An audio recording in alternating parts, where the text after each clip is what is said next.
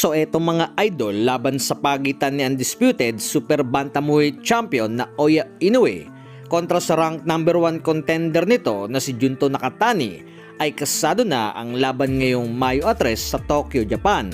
na ang bakbakang ito ay magtatagpo sa super bantamweight division na bilang pagdepensa ni na Oya Inoue sa kanyang undisputed super bantamweight title. So parehas undefeated ang dalawang Japanese fighter na isa lamang ang tatanghaling panalo at ang isa ay sisirain ang malinis na kartada. So matagal nang inaasam-asam ang bakbakang ito kung kaya't ganun na lamang sa bawat kampo ang excitement sa labang ito. So mas matangkad dito mga idol si Nakatani kay Inoue na sa taas na 5'8" in height southpaw at may knockout ratio sa 75%,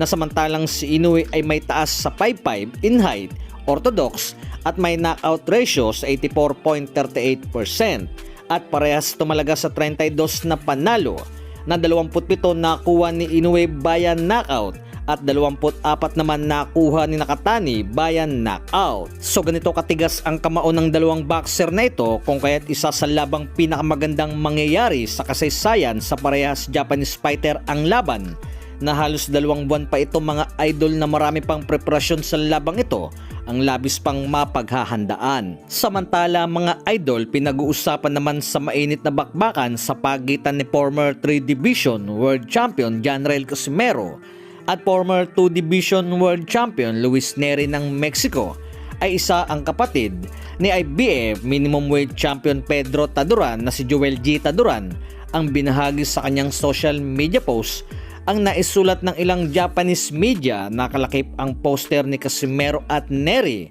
na ayon sa caption na ito, World Title Eliminator, Abril 18, Luis Nery kontra Cuadro Alas, na base naman sa ilang nasabi sa post na ito na ayon sa translation ay nakasaad na ito yung dating nasabi ni Casimero na wala nang kawala si Luis Nery nang dahil sa iisang hawla na lamang sila sa Japanese promotion. So binanggit din dito mga idol na nauna nang pumirma ng kontrata si Casimero sa Kameda Promotions at sumunod na pumirma ay si Luis Nery. Nabase na rin sa sinasabi ng ating translation ay wala pang formal na anunsyo sa labang ito na hindi pa tinutukoy na posible ang laban ngayong Abril 18 sa pagitan ni Casimero at Nery, na ang malinaw lamang sa ngayon ay ang tinutukoy ni Angas ng Pinas na mapapalaban ito ngayong Abril 18, na hindi pa nito tinutukoy ang posibleng makakalaban na ayon sa kanila, mismong Japanese promoter nila ang maglalahad ng lahat ng ito ay si Koki Kameda.